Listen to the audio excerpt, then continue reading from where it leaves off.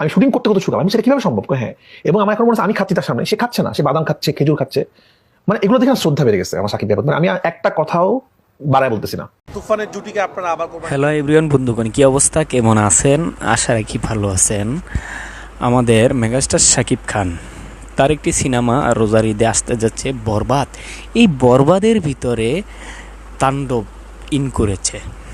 তার মানে এটা বোঝাতে চাচ্ছি যে পরিচালক রায়হান রাফি কোরবানি ঈদ ডিসাইড করেছে মেগাস্টার শাকিব খানকে নিয়ে তাণ্ডব নামে একটি সিনেমা বানাবেন, এবং সেটা এটাও নিশ্চিত করেছেন যে তাণ্ডব সিনেমা সে বলেছে কিন্তু তুফান জুটি নিয়েই কোরবানি ঈদে আসছে, তুফানের জুটি নিয়েই আসছে আগামী কোরবানি ঈদে রায়হান রাফির তাণ্ডব।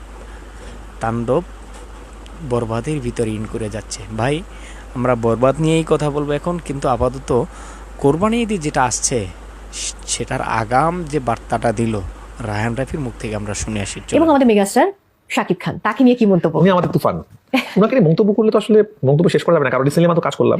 আমি তো একটা জায়গায় বলছি ওনার সাথে কাজ করে প্রেমে পড়ে গেছি। একটা মানুষ সকাল 6টা থেকে রাত 10টা পর্যন্ত শুটিং করলো, এত রোদের মধ্যে ব্লেজার পরে। হোটেলে যে আমি ঘুমাইতে যাচ্ছি, সে যাচ্ছে জিমে, সে জিম করছে 2 ঘন্টা, তারপর সে ঘুমাচ্ছে আবার পরের দিন সকাল 6টায়। শুটিং এর মধ্যে গানে, আমাদের একটু টাইট শিডিউল ছিল, শুটিং এর মধ্যে গানের রিহার্সাল করতেছে। কোনো রিহার্সাল ছাড়া কিন্তু আপনার দুষ্ট কোকিল উনি করেছে, কোনো রিহার্সাল ছাড়া উনি লাগের উত্তর করেছে, এত সুন্দর গান, এবং কিছু খাচ্ছিল না কারণ ওনাকে শুকাইতে হবে। আমার রেসপেক্ট বেড়ে গেছে ওনার প্রতি, যে ভাই উনি একবার শুটিং উফ পর্যন্ত বলে নাই। এত বড় একজন স্টার, এত বড় একজন সুপারস্টার, বা আমরা তাকে মেগাস্টার বলছি এখন, তাকে আর কি নাম বলা যায় না, কিন্তু তাকে আমি দেখেছি একটা ভালো কাজের জন্য কত কষ্ট করতে পারে। এবং আমার একটা বাজে স্বভাব আছে, আমি স্ক্রিপ্ট চেঞ্জ করে দিই, ঠাস করে ইনস্ট্যান্ট আমি স্ক্রিপ্ট চেঞ্জ করে দিচ্ছি, এবং সেটা গ্রহণ করতেছে এবং সেই চ্যালেঞ্জটা নিচ্ছে। তো সাকিব ভাই আসলে তুফানে যেটা করেছে সেটা আসলে তাকে সিলেক্ট করতে হবে কি, তার উপর, মানে আমরা তো খালি ভাবছি এটা করবো এটা করবো, সব প্রেশার তার উপর গেছে। আজকে অ্যাকশন, কালকে গান, নাচ, পরের দিন ড্রামা, এরপর দিন আবার নাচ, এই যে প্রতিনিয়ত একটা প্রেশার, এবং আপনাকে ওনাকে শুটিং করতে করতে প্রায় 12 কেজি ওয়েট কমাতে হয়েছে। এটা কিন্তু অনেক চ্যালেঞ্জ। মানে আমাদের প্ল্যান ছিল একটা পার্ট শুট করবো আমরা তুফানের পার্ট, একটা গ্যাপ দিব, তারপর শুকানোর পর শান্তর পার্ট। যেহেতু আমাদের সময়টা, আমাদের ভিসা জটিলতার কারণে সিনেমা শুটিং দেরি হয়ে যায়, তো আমাদের সময়টা কমে যায়। সাকিব ভাই বলে যে ঠিক আছে ট্রাফিক, তুমি টেনশন করো না, আমি শুটিং করতে করতে শুকাম, আমি সেটা কিভাবে সম্ভব? হ্যাঁ, এবং আমার এখন মনে হচ্ছে আমি খাচ্ছি তার সামনে, সে খাচ্ছে না, সে বাদাম খাচ্ছে, খেজুর খাচ্ছে, মানে এগুলো দেখে আমার শ্রদ্ধা বেড়ে গেছে আমার সাকিব ভাইয়ের প্রতি। আমি একটা কথাও বাড়ায় বলতেছি না। আমার শুটিং এবং আমাদের শুটিং যারা ছিল, আমার ডিওপি, আর্ট ডিরেক্টর, সবাই বলতে পারতেছে ভাই আপনাকে সেলুট, মানে কি মানুষ দেখছি। মানে একটা মানুষ শুটিং করতে করতে শুকাচ্ছে, সে খিদা আসছে খাচ্ছে না, কারণ তাকে শুকাইতে হবে। তুফানের জুটিকে আপনারা আবার কোরবানিতে দেখতে পাবেন। ব্ল্যাক মানি আমার প্রথম ওয়েব সিরিজ, আমি একটু, আমার কাছে মনে হচ্ছিল যে এখনকার যে সিরিজগুলো মুক্তি পাচ্ছে বা আমরা ওটিটি যেমন যে বানাই, একটু একই ধরনের হচ্ছে, কিছু কিছু ডিফারেন্ট হচ্ছে। আমার কাছে মনে হচ্ছিল যে একটু সিনেমাটিক ফিলে একটা কন্টেন্ট বানাবো। তো আমার ফার্স্ট যেহেতু ওয়েব সিরিজ, আমি একটু এরকম করার চেষ্টা করেছি। কালকে একটা ফার্স্ট লুক মুক্তি দিয়েছি এবং সবাই সেটা পছন্দ করছে, সবাই খুবই আগ্রহ বোধ করছে দেখার জন্য, এবং প্রচুর ফোন পাচ্ছি। তা আমি খুব এক্সাইটেড ব্ল্যাক মানি নিয়ে। আমি আগেও বলেছিলাম ব্ল্যাক মানি আমরা অন্য ধরনের কিছু করতে চাই, এবং অনেক অনেক মাল্টিপল কাস্টিং আছে এই ছবির মধ্যে। রুবেল ভাই আছে, দিনা ভাই, সুমন আনোয়ার ভাই, পূজা। তা আমার মানে ব্ল্যাক মানি আপনাদের ওটিটি সিরিজের ক্ষেত্রে একটি অন্যরকম ফিল দিবে, যেটা প্রথম ঝলক আপনারা কালকে পেয়েছেন। এটা হলো যে নতুন বছরের আমার যে অডিয়েন্স, তাদেরকে একটা গিফট তাদের জন্য। তুফানের পর আমি এটাই শ্যুট করেছি, তাদেরকে একটা উপহার। সিনেমার আগ পর্যন্ত এই ওটিটির মানুষ দেখতে থাকুক, তারপর তো ইনশাল্লাহ সিনেমা দেখব। অর্ধেক পাউডারে দ্বিগুণ উজ্জ্বলতা, নতুন রিন অ্যাডভান্সড অর্ধেক পাউডারে দ্বিগুণ উজ্জ্বলতা। না, আমার যে প্ল্যান ছিল যে দেখেন বাইরের দেশে ম্যাক্সিমাম বড় বড় সুপারস্টার যারা পুরনো, তাদেরকে কিন্তু ওটিটি দিয়ে তারা কাম ব্যাক করছে। আমাদের দেশে এটা ছিল না, তা আমরা তাদের সাথে একত্র করতে পারছিলাম না। আমি চাচ্ছিলাম যে আমাদের পুরনো যে স্টারগুলো ছিল, যাদের সিনেমা দেখে আমরা বড় হয়েছি, তাদেরকে যদি আমরা সিনেমা হলে তো দেখেছি, একটু অন্য মাত্রায় নিয়ে আসতে পারি। তো আমি খুব ভয়ে ভয়ে রুবেল ভাইকে অফার করেছিলাম, বাট আমি খুবই হ্যাপি। উনি খুবই হাম্বল মানুষ, উনি আমার রিকোয়েস্ট অ্যাকসেপ্ট করেছেন। উনি বলেছেন হ্যাঁ আমি কাজটা করতে চাই, এবং আমরা ওনাকে নিয়ে কাজটা করেছি। তো রুবেল ভাই জায়গা থেকে বেস্ট এফোর্টটি দিয়েছেন। আমার মনে হয় যে রুবেল ভাই যারা ফ্যান, যারা রুবেল ভাই কাজ অনেকদিন দেখতে পারেননি, তারা নতুনভাবে রুবেল ভাইকে খুঁজে পাবেন।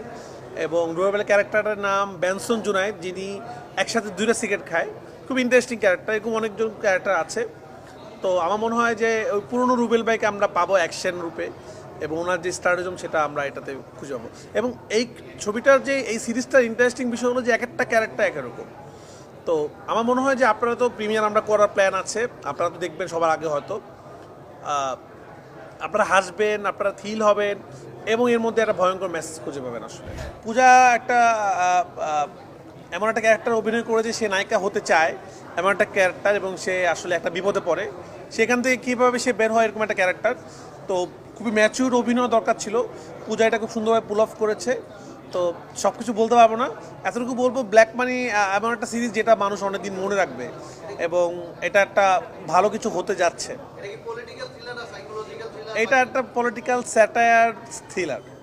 এখানে আপনি হয়তো অনেক কিছু হাসতে হাসতে আমরা কিছু বলার চেষ্টা করেছি।